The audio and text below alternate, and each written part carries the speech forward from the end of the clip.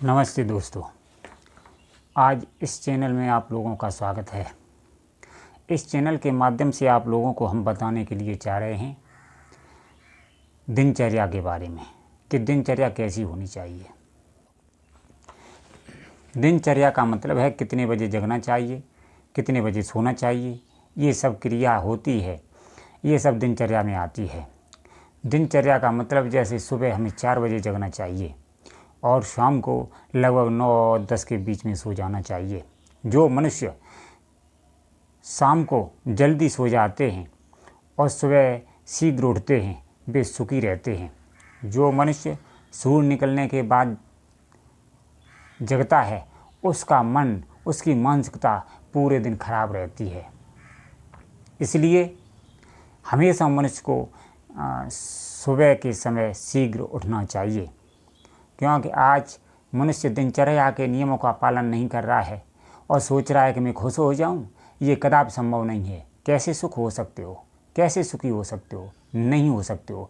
जो मनुष्य नियम संयम का पालन नहीं करेगा, दिनचर्या का पालन नहीं करेगा, सुख शांति प्राप्त करना चाहता है, ये कैसे संभव हो सकता है? सुख शांति प्राप्त करने के लिए हम बाबाओं के पास जाते हैं।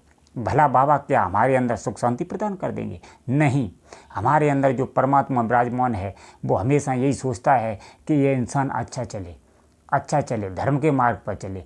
जो मनुष्य दिनचर्या का पालन नहीं करता है वो किसी प्रकार भी अपने जीवन को सुखी नहीं कर सकता है।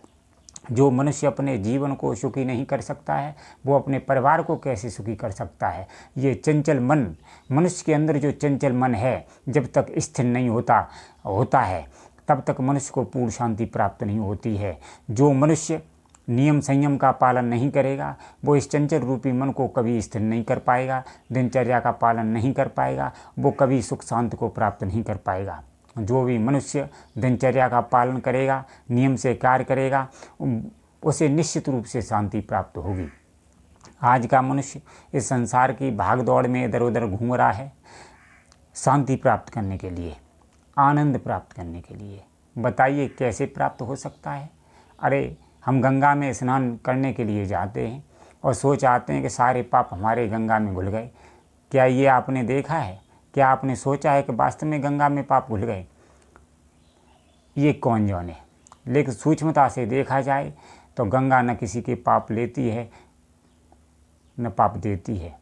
मनुष्य के पाप कर्मों के कारण बनते हैं, पुण्य भी कर्मों के कारण बनते हैं। इसलिए मनुष्य को कर्मों पर विशेष ध्यान देना चाहिए।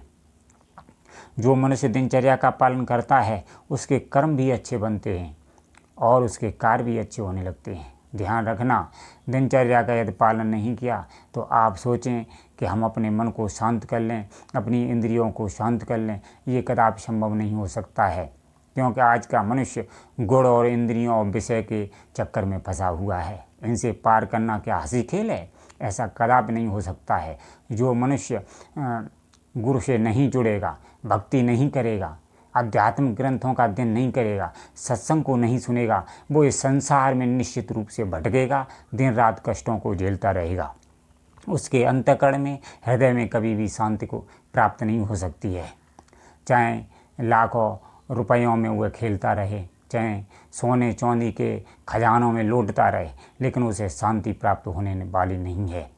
क्योंकि ये सब कैसे होता है? सुख शांति कहाँ से आती है? नियम संयम के बिना ये कुछ भी संभव नहीं है। सुख शांति प्राप्त करने के लिए हमें अपने को सत्संग रूपी धन से जोड़ना होगा, सत्संग सुनना होगा, संतों के बताए हुए वचनों का पालन करना होगा और दिनचर्या का पूर्ण रूप से पालन करना होगा। जब हम ऐसा करते हैं तब हमारा जीवन बदलता है।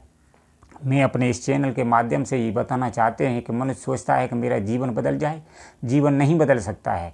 जीवन बदलने के लिए मनुष्य को प्रयास करना पड़ता है। प्रयास करने से सबसे पहले कुछ नियम संयम होते हैं। जैसे मनुष्य को सूर्य निकलने से पहले जगना चाहिए और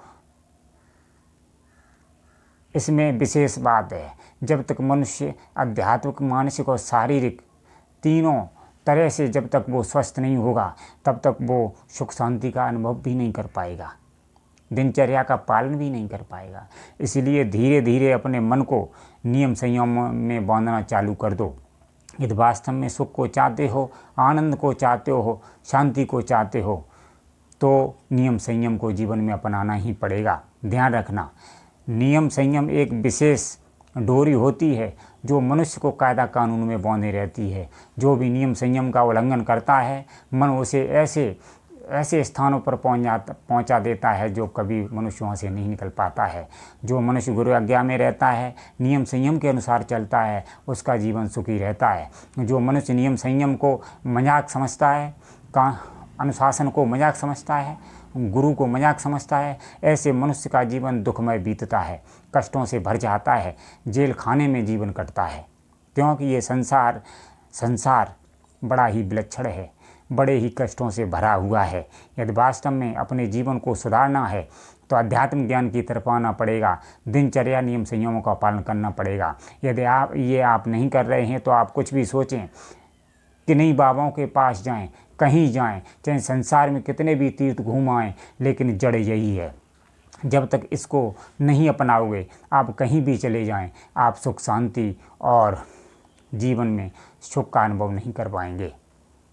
आपके हृदय में हमेशा कलेश ही रहेगा, कष्ट ही रहेगा। इसलिए परिवार में रहते हुए, नियम संयमों का पालन करते हुए, अपनी दिनचर्या को विशेष ध्यान रखते हुए, अध्यात्म ग्रंथों का अध्ययन करते हुए, गुरु की आज्ञा में रहते हुए जीवन को बिताओ तो ये जीवन निश्चित रूप से स्वर्ग बन जाएगा। जीवन में आनंद आ जाएगा, जीवन में सुख आ जाएगा, परिवार में सुख शांति आ जाएगी। और ऐसा ये नहीं करोगे तो कदाप सुख शांति आने वाली नहीं है। चाहे आप विश्व के कोने कोने में घूम आओ, चाहे चारों धाम घूम आओ, लेकिन सुख शांति प्राप्त नहीं होगी। सुख शांति प्राप्त होगी तो नियम संयमों का पालन करने से ही होगी, अध्यात्म ग्रंथों का अध्ययन करने से ही होगी, भक्ति करने से ही होगी, गुरु आज्ञा में रहने से ही होगी। ये सब मैंने आप लोगों को बताया। ये ही उपाय आज के समय में हैं। यदि आप इन उपायों को नहीं करेंगे तो सुख शांति की कामना नहीं करना। आप लोग इन नियमों का यदि पालन करते हैं, इन बातों का पालन करते हैं, तो निश्चित रूप से आपका जीवन बदल जाएगा, आपके जीवन में सुख शांति आ जाएगी। धन्यवाद मित्रों।